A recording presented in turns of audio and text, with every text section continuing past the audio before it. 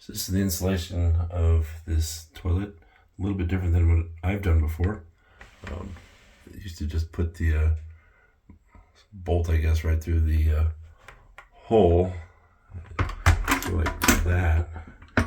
You drop the bolt through. This one here, you put the bolt in first, and then the toilet seat has this little collar that you turn, and it pinches those and holds it to the bolt. So it's like this, then you twist it like that.